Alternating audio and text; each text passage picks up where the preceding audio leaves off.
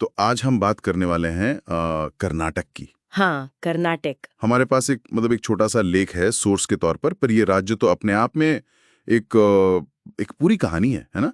जहां मतलब सदियों पुरानी विरासत और आज की हाईटेक दुनिया बिल्कुल साथ साथ चलती है। बिल्कुल। और यही विरोधाभास शायद कर्नाटक की सबसे बड़ी पहचान है। हाँ। सोचिए, एक तरफ हम्पी है, कभी विजयनगर साम्राज्य की भव्य राजधानी हुआ करती थी, दुनिया के सबसे अमीर शहरों में से एक, और आज उसके खंडहर यूनेस्को वर्ल्ड हेरिटेज साइट है। सही बात है। और दूसरी ही तरफ है बेंगलुरु। हाँ, भारत की सिलिकॉन वैली। बिल्कुल, जहां भविष्य गढ़ा जा रहा है, ऐसा कहते हैं। और ये सिर्फ इतिहास और तकनीक में ही नहीं, भौगोलिक रूप से भी ये विविधता दिखती है ना?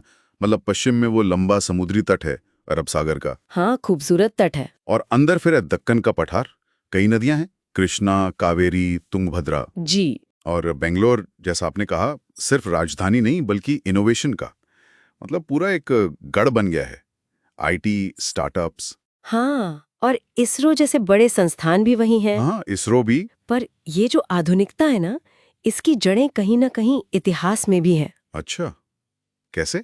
देखिए, यहाँ चालुक्य, होयसल और जाहिर है सबसे शक्तिशाली विजयनगर जैसे साम्राज्यों का शासन रहा है। ये तो है। और उनकी छाप आज भी दिखती है।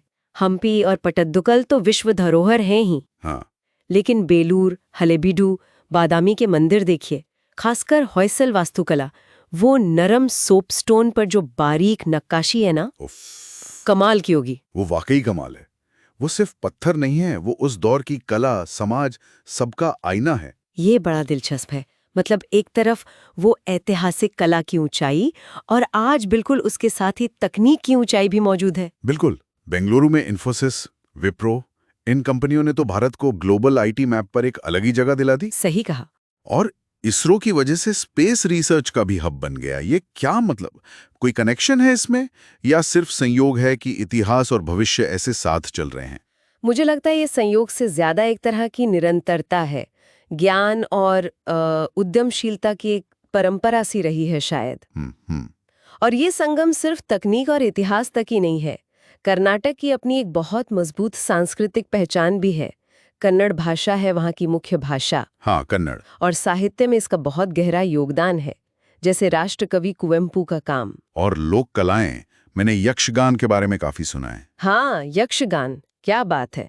वो कर्नाटक के तटीय इलाकों का एक बहुत जीवंत और रंगीन लोक नाट्य है। अच्छा। उसमें संगीत है, नृत्य है, कहानी कहने का एक अद्भुत तरीका है, बहुत प्रभावशाली होता है। सुनने में इतना अच्छा लग रहा है।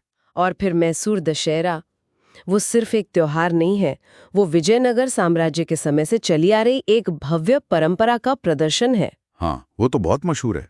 और मैसूर पेंटिंग्स देखिए, उनकी बारीकी, सोने का वर्क जो होता है उनमें, और चंदन की लकड़ी पर नक्काशी। हाँ, चंदन तो मैसूर की पहचान है। बिल्कुल, ये सब मिलकर राज्य की सांस्कृतिक समृद्धि को दिखाते हैं। मतलब ये साफ है कि आधुनिकता के साथ साथ ये परंपराएं भी पूरी तरह जीवित हैं।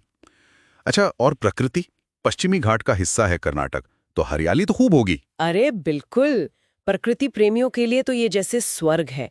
कोर्ग है, जिसे कोडागू भी कहते हैं, और चिकमंगलूर। हाँ, कॉफी के बागानों के लिए मशहूर है। हाँ, कॉफी के बागान, धुंध से ढकी पहाड़ियाँ, मसालों की खुशबू, शहरी भागदौड़ से एकदम अलग सुकून भरी दुनिया है। फिर बांदीपुर और नागरहोल जैसे नेशनल पार्क्स हैं, बाघ, हाथी, ढेरों वन्यजीव। वाइल्ड लाइफ सफारी के लिए बढ़िया जगह होगी। बिल्कुल।